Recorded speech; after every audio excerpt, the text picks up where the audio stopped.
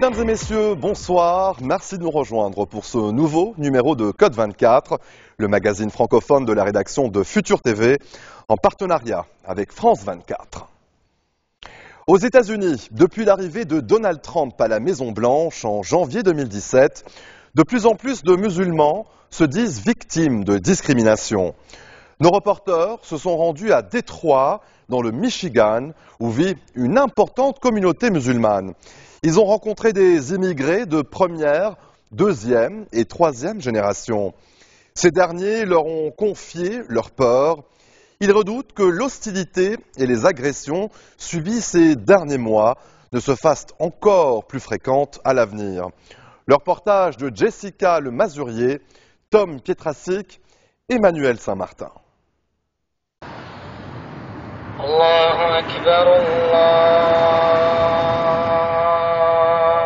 C'est le seul endroit des États-Unis où l'appel du muezzin résonne dans les rues. Hamtramck, dans la banlieue de Détroit, dans le Michigan, est pourtant une ville typiquement américaine qui accueille les immigrants depuis plus d'un siècle. Ils étaient polonais d'abord et désormais musulmans. Mais depuis l'arrivée au pouvoir de Donald Trump, la vie des 3,4 millions de musulmans des États-Unis n'est plus la même. Les associations de défense des droits de l'homme enregistrent une augmentation du nombre d'agressions islamophobes. Depuis l'élection de Trump, les choses sont devenues plus difficiles pour les gens ici. La haine est vraiment apparue après l'élection. Toute la journée, vous entendez dire que vous n'êtes pas américain. Est-ce que tu es là légalement ou est-ce qu'il faut qu'on appelle Trump? Ce genre de blague. Mais c'est un point où on se demande si c'est toujours une blague. Un jour c'est ça, le lendemain c'est est-ce qu'on va rencontrer ta femme ou est-ce qu'elle porte un de ces masques de ninja? Est-ce que c'est toujours une blague? Ailleurs, dans la banlieue de Détroit, une autre ville avec une importante communauté musulmane, Dearborn.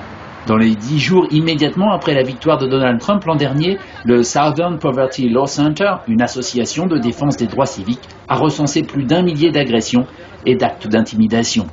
Dearborn accueille la plus grande mosquée d'Amérique du Nord.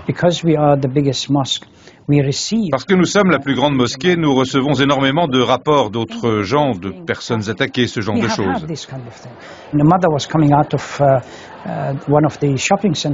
Une mère sortait d'un centre commercial avec ses enfants et tout à coup quelqu'un a décidé de rouler en marche arrière en direction de la mère et des enfants. Il manque son coup, il se met en marche avant, puis il recommence. Ce genre de choses montre qu'il y a vraiment un problème qu'il faut traiter.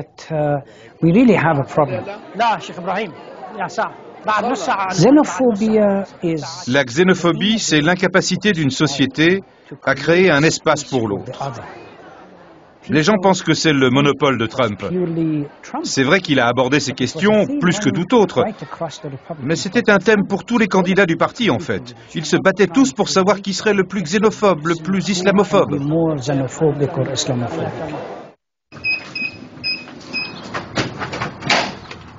La famille Nadja Bazi vit aux États-Unis depuis des générations.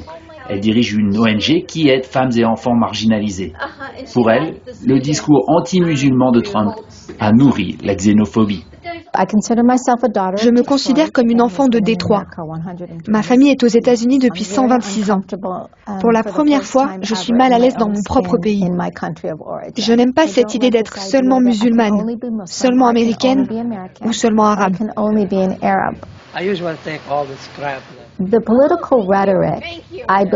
La rhétorique politique a, je pense, dévoilé un racisme extrêmement profond que nous n'avons toujours pas réussi à éliminer dans ce pays. Ça a renforcé un sentiment de privilège et de suprématie blanche. Le langage et la rhétorique qui sortent de la bouche du personnage le plus puissant du monde, je pense, va causer des dégâts dans ce pays pour bien des années à venir.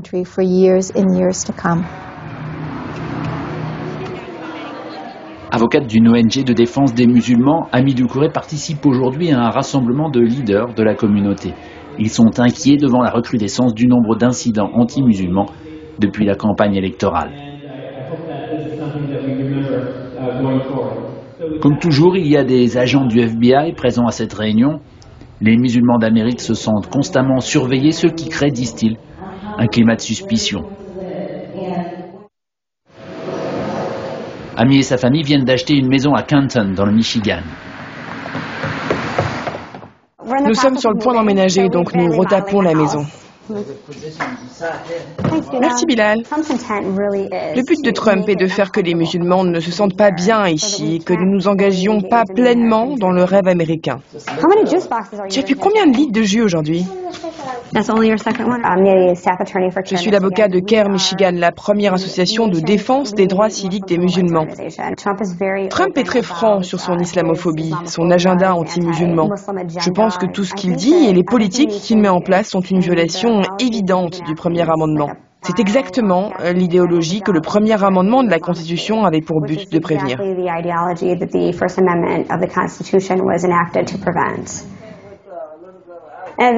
Voici mon mari Maury, il est de Côte d'Ivoire en Afrique de l'Ouest. Et voici ma maman et mon beau-père. Ils ne sont pas musulmans. Je me suis convertie il y a 14 ans. Au début c'était un peu un choc bien sûr, mais maintenant ma maman est la première à me défendre. J'étais dans un cabinet d'avocats l'an dernier et un type a cru utile de s'arrêter au milieu de la rue et de me dire qu'il avait hâte que Trump me déporte et que je retourne d'où je venais. C'était très perturbant et ma réponse a été de lui dire « Où vous voulez que j'aille au juste ? Je suis née ici, mes parents sont nés ici, je n'ai nulle part où aller. Donc je suppose que vous êtes coincé avec moi. » À Hamtramck, les habitants continuent pourtant d'essayer de vivre leur rêve américain. Beaucoup ont été affectés par les décisions de l'administration Trump, notamment l'interdiction de voyager aux États-Unis depuis plusieurs pays à majorité musulmane, comme le Yémen. On célèbre l'ouverture de Game Zone avec Wafi et Marwan. Deux garçons qui ont vécu ici toute leur enfance et voulaient ouvrir un endroit où les jeunes peuvent venir passer du temps.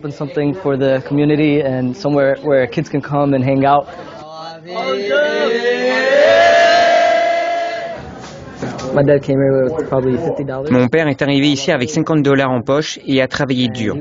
Il avait 2 boulots, il dormait 4 heures par jour. Mon grand-père était un des premiers à venir ici, quand l'industrie automobile a explosé dans le Michigan. Le décret Trump sur l'interdiction de voyager a touché beaucoup de gens. Trump et son administration visent les musulmans et le plus fou, c'est que ça touche des pays pas répertoriés dans les nationalités des terroristes. Le Yémen, par exemple, ils n'ont jamais rien fait à aucun autre pays, mais ils sont sur la liste. Ce n'est pas Trump qui a inventé l'interdiction de voyager. C'était une décision de la Chambre des représentants, la numéro 158, je crois, prise sous Obama. Son administration avait fait cette liste avec exactement les mêmes pays. La seule chose, c'est qu'ils ne l'ont pas appliquée. Et je me souviens, à l'époque, on a immédiatement contacté nos politiciens ici et ils nous ont dit « Bon, personne ne va l'appliquer ». Et ce qui s'est passé quand Trump est arrivé au pouvoir, c'est qu'il a utilisé des pouvoirs exceptionnels pour imposer ça. Et du coup, les gens le lui attribuent. Mais ce sont vraiment les deux partis qui sont à blâmer pour cet état d'esprit. L'interdiction d'entrée du territoire aux réfugiés syriens a notamment été un choc pour beaucoup d'entre eux, persuadés qu'ils étaient de vivre dans un pays d'immigration. Nous accueillons un grand nombre de réfugiés qui veulent seulement un endroit pour vivre en paix et en harmonie. Et une fois qu'ils sont là, la rhétorique politique est finalement « on ne veut pas de vous ». L'Amérique est encore un pays sûr comparé aux pays d'où ils viennent. Mais en même temps, ce n'est plus la même chose que lorsque mes parents ont immigré. Je suis tout à fait consciente du danger. Et cela me rend plus sensible au sort de ceux qui ont eu à se battre avant et qui ont dû vivre avec cette stigmatisation, qu'ils soient irlandais-américains, italo-américains ou afro-américains. Donc aujourd'hui, je fais en sorte de me battre pour m'assurer que nous ayons autant d'équité et d'égalité que possible dans ce pays.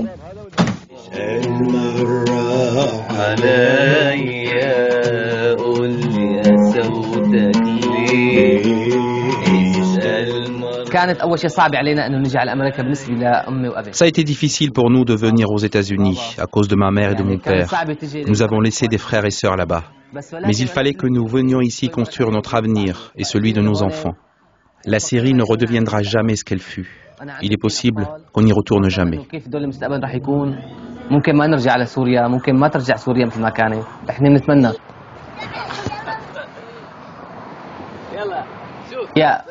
Mon rêve était de devenir un footballeur célèbre, de devenir un joueur international.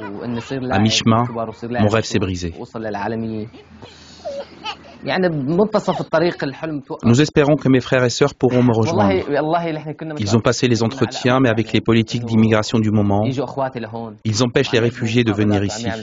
Ça a été vraiment difficile pour nous. Ça a vraiment affecté notre famille. Tout le monde veut voir sa famille unie. Même le président Donald Trump, ses enfants sont toujours autour de lui. J'aimerais qu'ils reviennent sur leur politique à l'égard des réfugiés syriens. Leurs vies en Syrie sont finies. Ils n'ont pas de futur. Leurs enfants grandissent réfugiés.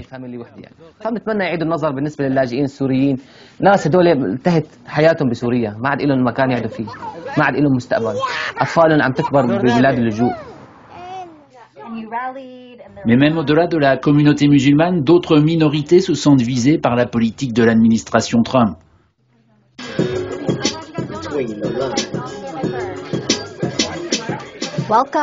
Bienvenue à Entre les lignes, je suis Fatima Salman, merci d'être avec nous. Nous parlons de ce qui se passe à Détroit avec ces déportations par le département de l'immigration et il y a une autre communauté visée par l'administration Trump. Les chrétiens chaldéens. L'ironie est que beaucoup d'entre eux ont voté pour Trump. Un certain nombre de déportations ont eu lieu, presque 100. Vous êtes tous les deux chaldéens, expliquez-nous ce qui s'est passé, où étiez-vous quand ça s'est passé ? Nous avons découvert que les services d'immigration avaient commencé des opérations contre la communauté et de jour en jour ça empirait. Nous avons entendu des histoires de types arrêtés alors qu'ils allaient au baptême de leur fille à l'église. Dans notre restaurant le plus connu, Ishtar, dans l'est à Sterling Heights, où il y avait une fête pour la victoire de Trump, ils sont arrivés avec les armes à la main et sont allés arrêter les gens chez eux. L'aspect humain de ces lois n'est jamais montré. Ces lois, ces choses mises en place, personne ne parle de l'aspect humain, des familles déchirées, on ne parle pas des larmes. Je suis Fatima Salman, restez avec nous, vous écoutez Entre les lignes. Imam Kazerouni a un message sur ce que peuvent être les conséquences du populisme sur la totalité d'une communauté et pas seulement sur les minorités explicitement visées. Malheureusement, c'est à notre tour de devenir l'autre dans cette société. Il faut regarder l'histoire. Avant nous, c'était les Juifs, les Noirs américains, etc. Et il faut surtout que nous retenions les leçons de l'histoire. Une fois que l'injustice se développe et prend corps, c'est seulement une question de temps avant que d'autres qui n'étaient pas visés initialement soient aussi attaqués. C'est vraiment une question de temps. Les musulmans d'Amérique le découvrent après d'autres. Leur rêve américain n'est pas imperméable à l'ère du temps, ni aux aléas de la politique. Restez des nôtres, on se retrouve après cette très courte pause. À tout de suite.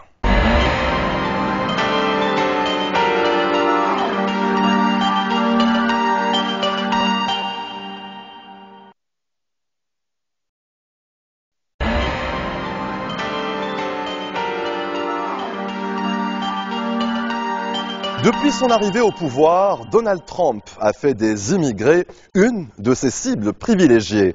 Les Haïtiens notamment. Sous Barack Obama, un statut spécial, le TPS, leur avait été octroyé. Donald Trump a annoncé qu'il n'existerait plus à l'été 2019. Une décision extrêmement lourde pour ces immigrés, mais aussi, et on en parle moins, pour la nation haïtienne, déjà plongée en pleine crise migratoire. Pierre Millet et Guillaume Lechat se sont rendus à Brooklyn, ainsi qu'en Haïti. Voici leur reportage. Dans les rues de Brooklyn, Ronald est comme chez lui. La cinquantaine passée, cet Haïtien de naissance est devenu New-Yorkais d'adoption. Après que je passe presque 18 ans au dehors, vous voyez, si je vais en Haïti, bon, on va me considérer comme un étranger. Car il pourrait bientôt être forcé de rentrer à Port-au-Prince. Illégal à son arrivée aux États-Unis, il bénéficie depuis 2010 d'un statut très spécial. Puis c'est la carte de TPS, c'est un statut temporaire qu'on nous a donné pour nous permettre de travailler après le tremblement de terre. Sauf que depuis, Donald Trump est passé par là. Les 500 000 Haïtiens qui bénéficient du programme aux États-Unis ont jusqu'à juillet 2019 pour légaliser leur statut, où ils seront renvoyés chez eux. Moi, je ne suis pas content, parce que je ne me sens pas préparé pour le présent mouvement d'aller en Haïti. Parce que je n'ai pas d'argent. Nous n'avons pas beaucoup d'économie. Moi, je n'ai pas d'économie là. Parce que l'argent qu'on gagne, on paie ici et puis on envoie de l'argent en Haïti. Pour Ronald, c'est environ $300 par mois qui vont à sa famille. Un sacrifice que beaucoup font dans ce quartier haïtien. Et bienvenue à notre rendez-vous de tous les soirs. Une voix s'est faite l'avocate de cette communauté, celle de Rico Dupuis, animateur de l'une des radios de la diaspora haïtienne en Amérique du Nord. Mais avant, on a fait un petit coup d'œil sur le dossier de TPS, parce que dans une certaine mesure, nous étions des cobayes. Ce retour massif en Haïti lui semble inenvisageable. Allez faire quoi en Haïti? Les gens meurent de faim en Haïti. Nous dire que Haïti, comment dirais-je, il y a eu des améliorations, des progrès depuis le tremblement de terre, c'est une farce, personne n'y croit. La misère qui sévit en Haïti, on ne peut même pas vous décrire ça. Surtout qu'Haïti croule déjà sous l'afflux d'immigrants rapatriés. À 3 heures de vol de New York, tout à l'est du pays, la ville frontière de Belader. Depuis 2 ans, ce port d'entrée vers la République dominicaine vit une crise humanitaire. Depuis que la police de Saint-Domingue chasse sans répit les Haïtiens sur son territoire et les expulse systématiquement, presque 41 000 rien qu'en 2017. Je m'appelle Timo Serro. Le GAR, groupe d'accueil des rapatriés et des réfugiés, est le premier contact de ces Haïtiens qui n'ont plus rien. 1, 2, 3, 4, 5, 6, 7, 8, 9, 10 personnes. Et il y en a beaucoup par jour qui viennent comme ça? Ah oui, beaucoup. Parfois 40, parfois 45, parfois 50. Chacun raconte alors son histoire. Ils m'ont frappé à la tête, ils m'ont volé 500 pesos, et ils ont même volé ma ceinture. Face à la situation, le GAR est débordé et craint l'éventuelle arrivée de réfugiés supplémentaires en provenance des États-Unis. C'est une situation catastrophique. Si déjà, avec ces vagues de rapatriés, on ne peut pas même les accueillir, nos confrères et sœurs qui viennent, avec les autres qui vont venir, ça fait peur, quoi. Parce que la réalité, c'est que les gens nous disent qu'ils ont laissé le pays parce qu'ils n'ont rien à trouver, ils n'ont pas de travail. Donc, avec ces gens-là, qu'est-ce qu'on va faire? Alors, vous l'allez toujours? Ce jour-là, Diana Colin rend visite à l'un de ses rapatriés. Expulsé de République dominicaine il y a 2 ans, Yonel Sea, son épouse et leurs 7 enfants vivent dans des conditions misérables. C'est là que nous dormons tous, les parents et les enfants. On a laissé tous nos biens en République dominicaine et maintenant on vit en Haïti, dans des conditions très difficiles. Souvent on n'a même pas à manger, ni même d'eau à boire. Ce genre d'histoire, il y en a des milliers actuellement en Haïti. On ne peut pas en vouloir à Dieu, c'est son choix. Mais vivre comme ça, c'est comme mourir. Et il n'y a rien que je puisse faire. Je n'ai aucune aide. Le seul choix, c'est de tout accepter. Aucune aide de l'État ou de la ville, juste celle du GAR. Mais là encore, il y a des limites. Ça a un temps, les projets ont une durée. On ne sait pas si GAR aura toujours la possibilité de vous aider avec les enfants à l'école. Un État absent. Des associations dépassées sous l'afflux des réfugiés. À Port-au-Prince aussi, le GAR est mobilisé. Comment ça va? Peu après l'annonce de la fin du TPS, Saint-Pierre-Beaubrun a envoyé un rapport aux États américains et haïtiens. Dans les conditions actuelles, Haïti n'est pas en mesure d'accueillir et de réinsérer sur son territoire les milliers de personnes qui seraient forcées de laisser les États-Unis si le TPS n'est pas renouvelé. C'est au gouvernement de faire cette déclaration, c'est pas à nous, de la société civile. Le gouvernement devrait prendre une position ferme en déclarant à l'État américain que le pays connaît une situation difficile. Contacté à plusieurs reprises, le gouvernement haïtien n'a pas souhaité répondre à nos questions. Officiellement, en tout cas, l'État encourage ses ressortissants à légaliser leur statut aux États-Unis avant juillet 2019 et la fin du TPS. Restez des nôtres, on se retrouve après cette très courte pause. A tout de suite.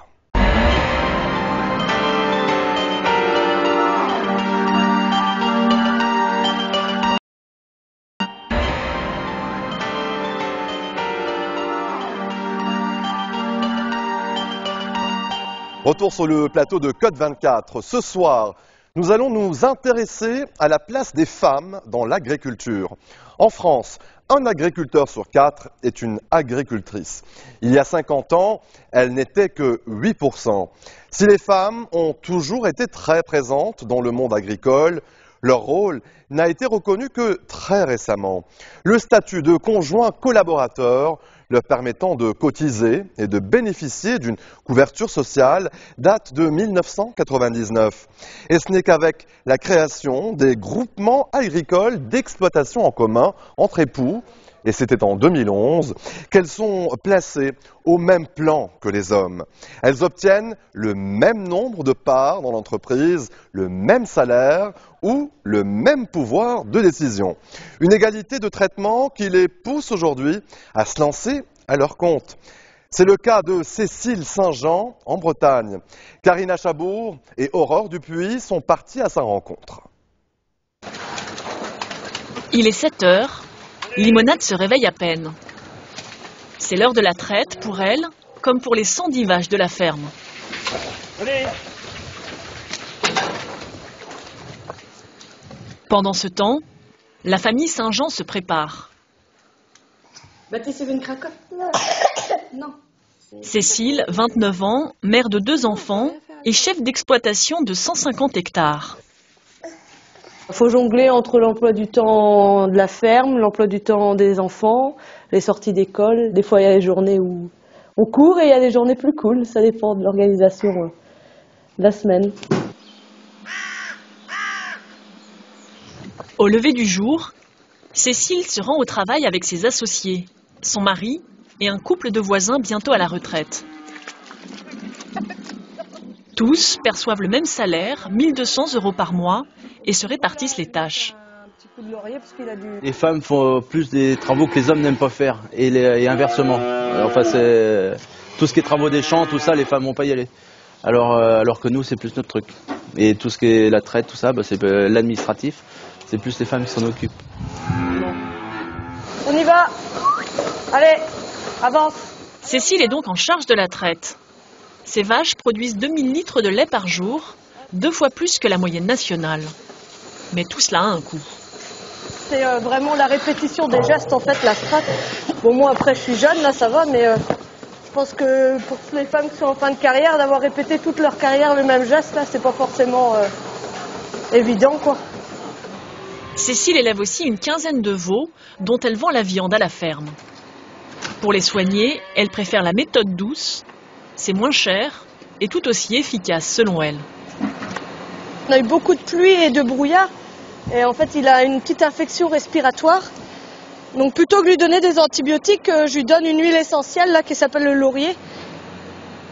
Comme elle, 26% des agricultrices dirigent leur propre exploitation.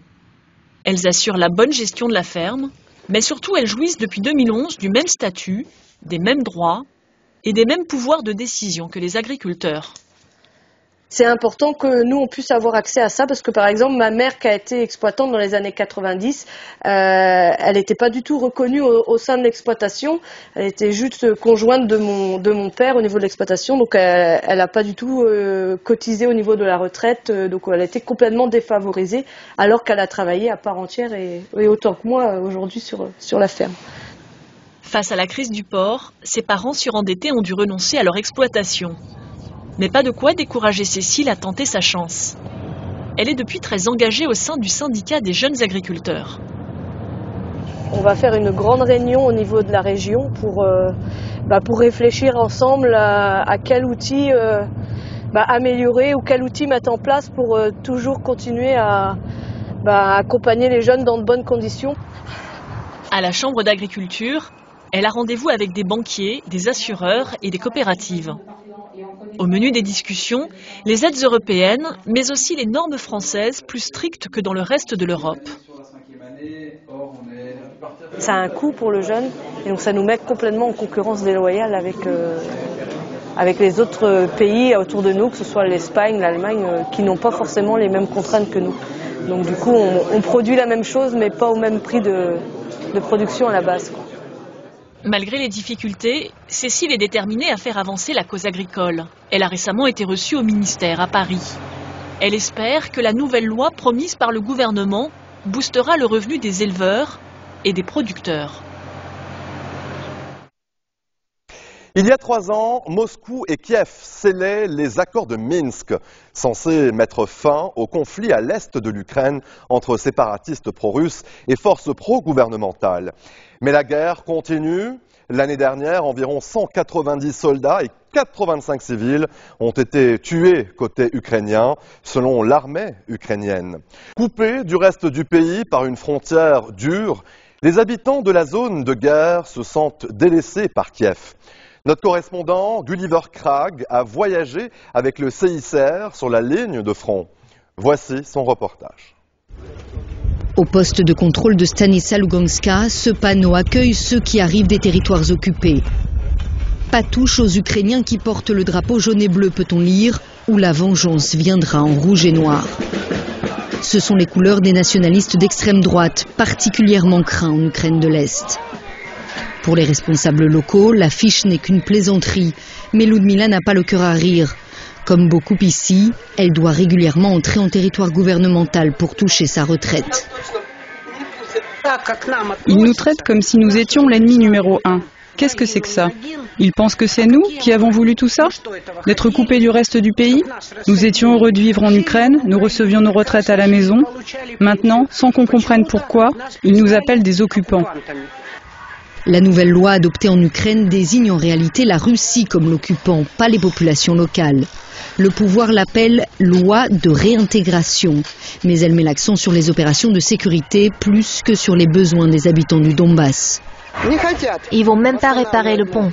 La République populaire de Lugansk a proposé de fournir du matériel, mais l'Ukraine a refusé. Le pont dont elle parle a été bombardé en 2015. Depuis, la traversée se fait à pied. L'Ukraine assure qu'elle va le réparer, mais veut l'assurance d'un cessez-le-feu de l'autre côté, au moins pour la durée des travaux. En attendant, c'est 1,5 km de marche pour ces retraités. La Croix-Rouge a mis en place cet abri où ils peuvent faire une halte et prendre un thé chaud. Ici, Valentina admet qu'elle ne sait pas grand-chose sur la nouvelle loi. Le problème, c'est qu'à Lugansk, nous n'avons pas accès aux chaînes de télévision ukrainiennes. Donc nous n'avons pratiquement aucune information. Au manque de compréhension s'ajoute la pression exercée sur les ressources de Stanitsa Luganska par le trafic frontalier. Ici, la grande majorité de ces gens, nous les appelons des touristes, parce qu'ils ne vivent pas ici.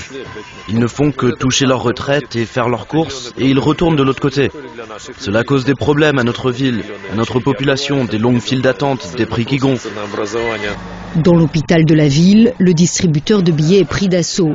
C'est un endroit chaud pour retirer l'argent de sa retraite. Personne ici n'ose parler car il est illégal de toucher une retraite ukrainienne en vivant sur un territoire non contrôlé par le gouvernement. Du coup, ces gens se sentent mal aimés par Kiev, tout comme le personnel hospitalier.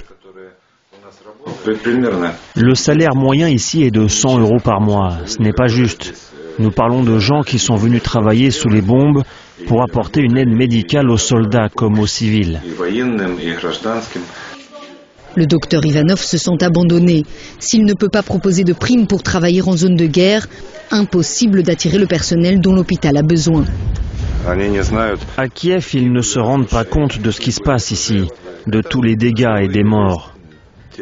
Ils voient ce qui se passe à la télé, ils se disent que ce n'est pas si grave, et qu'en fin de compte c'est loin, quelque part à l'autre bout du pays, et que de toute façon c'est la faute des locaux.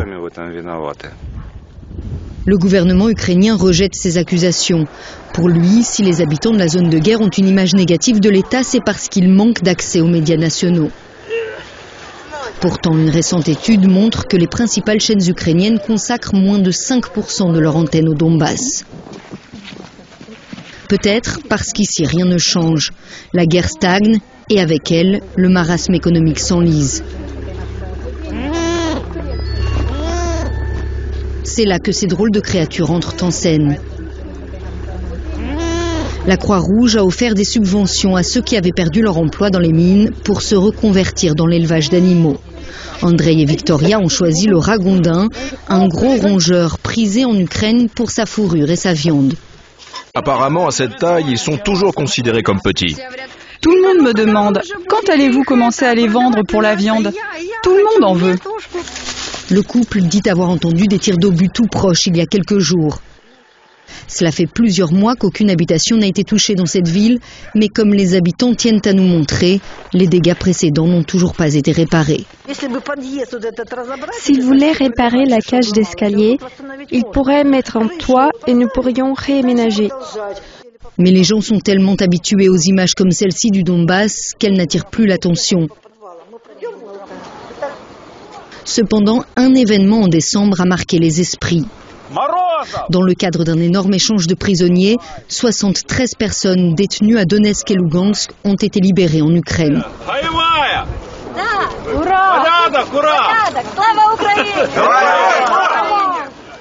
L'histoire d'Alina Yevaya rappelle pourquoi l'Ukraine considère la guerre du Donbass comme une invasion russe.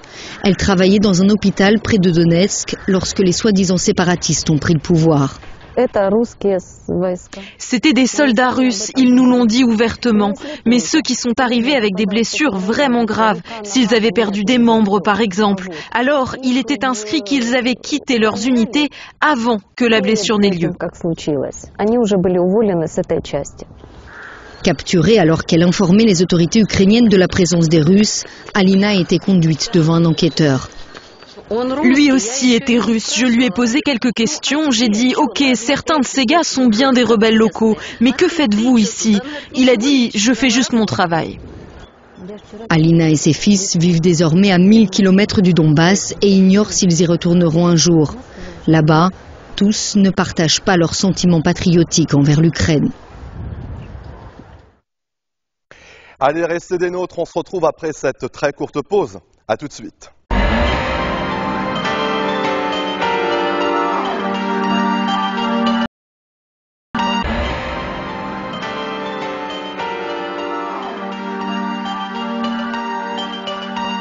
Retour sur le plateau de Code 24. Il est désormais possible de prendre le train entre Addis Abeba et Djibouti. Cette nouvelle ligne de chemin de fer construite et financée par la Chine est entrée en fonctionnement il y a quelques semaines. Pourtant, il y a plus d'un siècle, les Français avaient déjà construit une ligne ferroviaire entre les deux pays. Elle a quasiment cessé de fonctionner il y a 10 ans. L'histoire continue donc, et dans les villes où l'ancienne ligne circulait, les attentes sont fortes. Reportage signé Nathalie Tissot et Vincent Dublange. Plantée au milieu d'un terrain vague à 10 km du centre d'Addis Abeba, la nouvelle gare de l'Ébou accueille ses premiers voyageurs.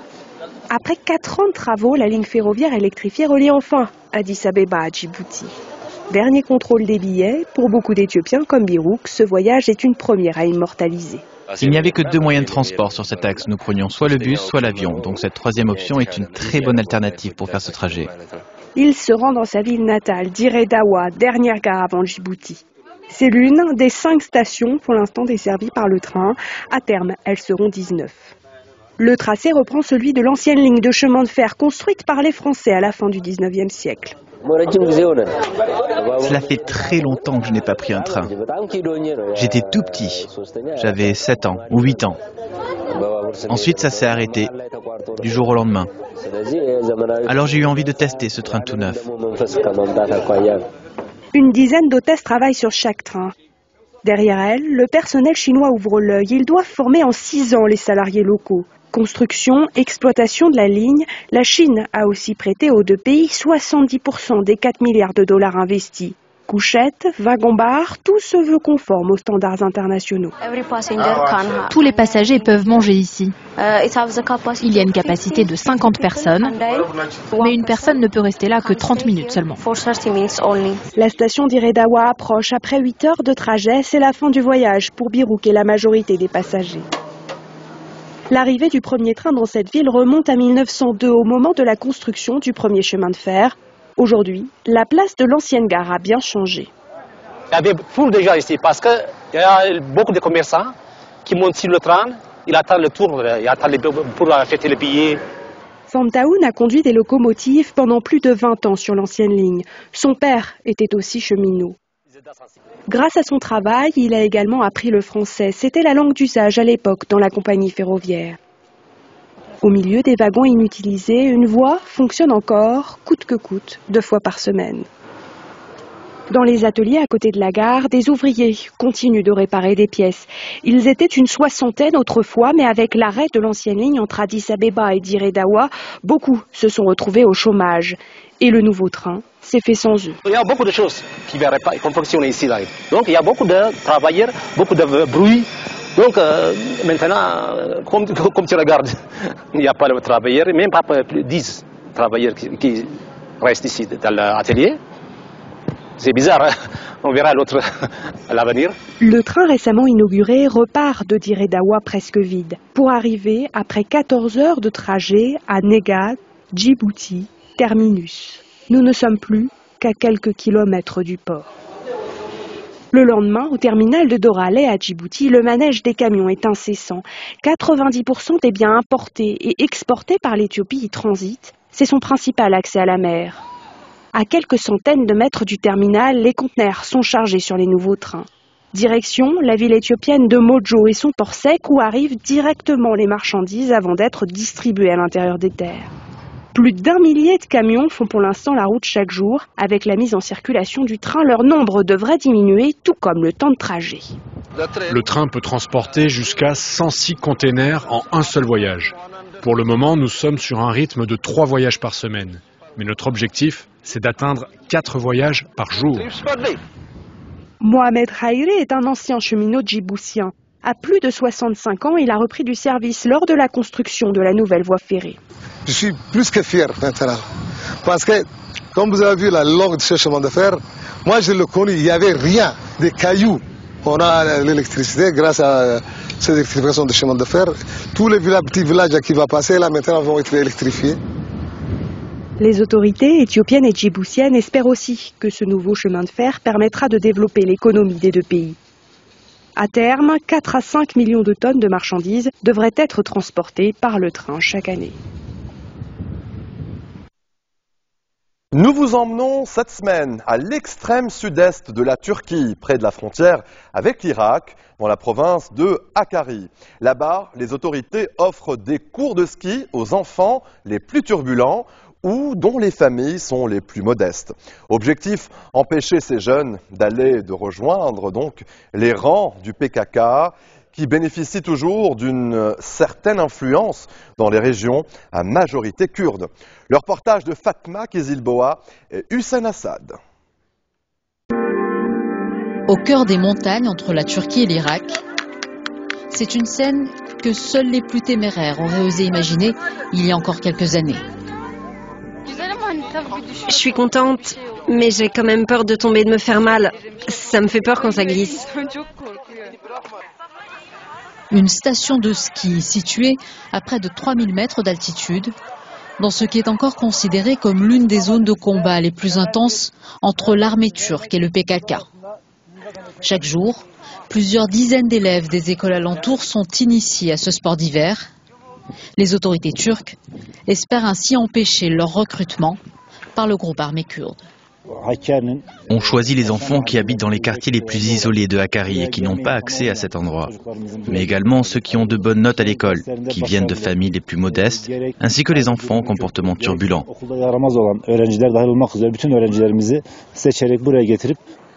Favoriser l'intégration sociale pour contrer le séparatisme kurde, c'est la nouvelle politique du gouvernement d'Ankara qui ne lésine pas sur les moyens.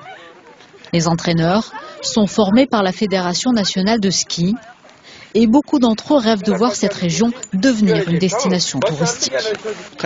On aimerait avoir une plus grande station de ski. Je voudrais m'adresser aux hommes d'affaires turcs qui tournent leur visage vers Hakkari. Après tout, cette région fait également partie de la Turquie. En attendant l'arrivée des fonds privés, c'est l'État qui finance. 2,5 millions d'euros seront dépensés cette année dans l'aménagement de nouvelles pistes. Un projet rendu possible notamment par l'engagement du gouverneur de la province, également adepte de ski, et qui se félicite du rétablissement de la sécurité dans la région. Le PKK pensait être devenu le nouveau maître de ces lieux depuis quelques années. Aujourd'hui, nos forces sont présentes, même dans les zones considérées comme intouchables, les nids du terrorisme. Les endroits devenus légendaires sont désormais entièrement sous notre contrôle. Cette année encore, les conditions climatiques imposent un semblant de trêve hivernale. Mais les habitants rêvent d'une paix durable qui leur permettrait de profiter de la beauté de ces montagnes pendant toute l'année.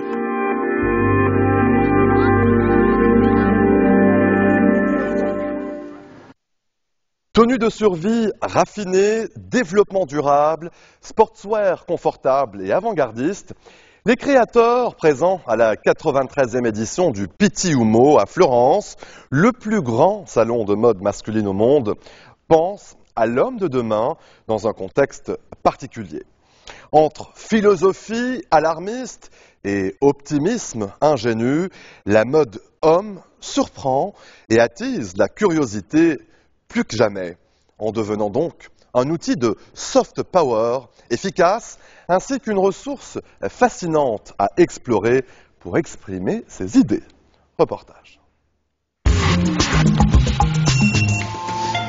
Quand les designers réfléchissent sur l'après-fin du monde, cela donne de très élégantes tenues de survie. Les japonais Undercover et Takahiro Miyashita The Soloist étaient les invités d'honneur du Pitti Uomo, le plus grand salon de mode masculine au monde.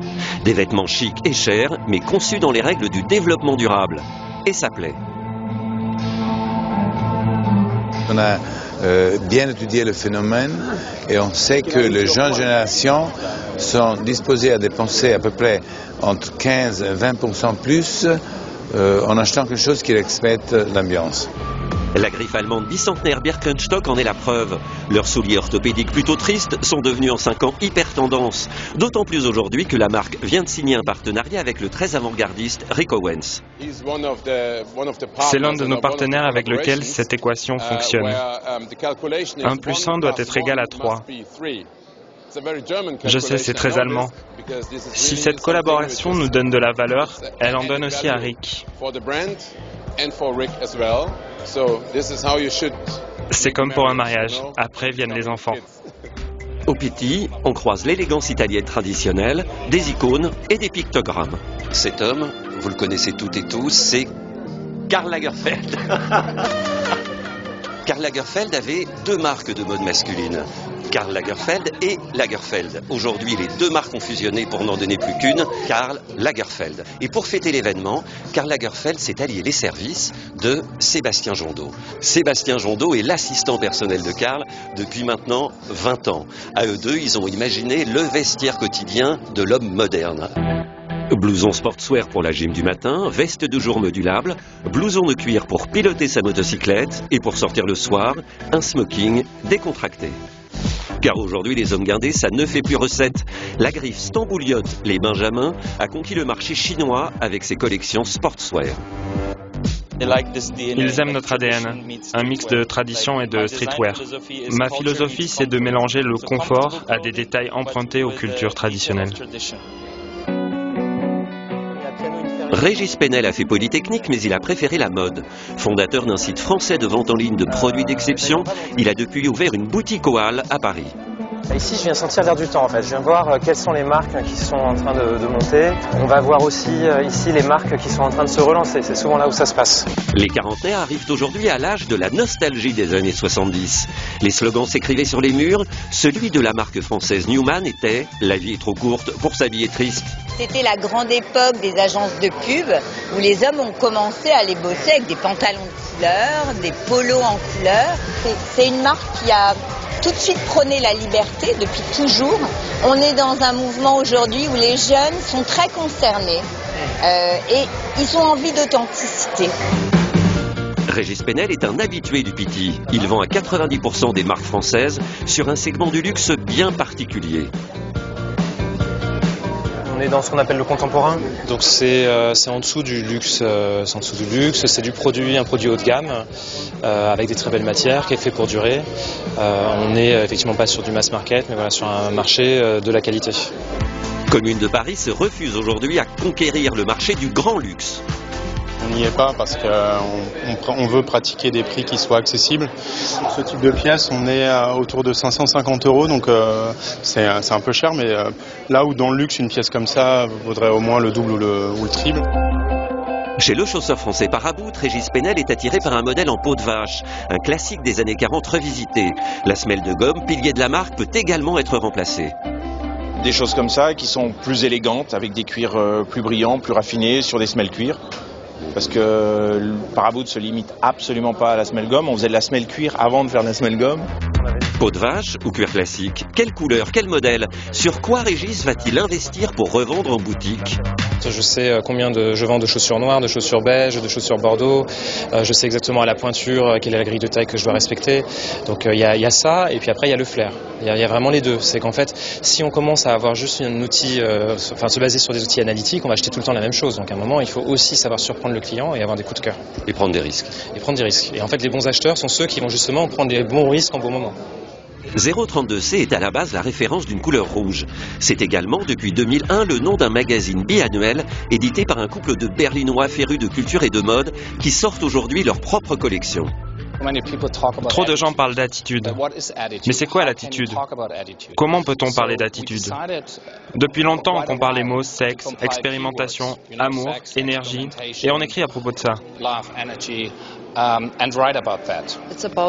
C'est une question d'atmosphère, une prise de position sur la façon de voir les choses.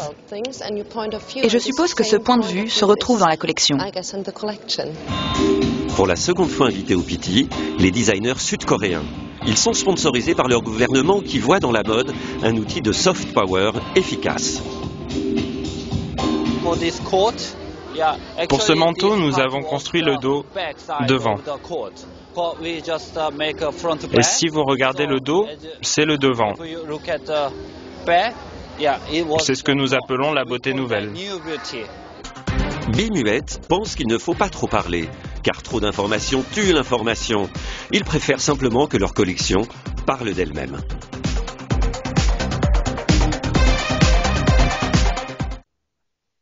Code 24, c'est déjà fini pour cette semaine. Nous vous donnons rendez-vous la semaine prochaine pour une nouvelle fenêtre sur l'actualité internationale. Excellente suite de programmes sur notre antenne et à très bientôt.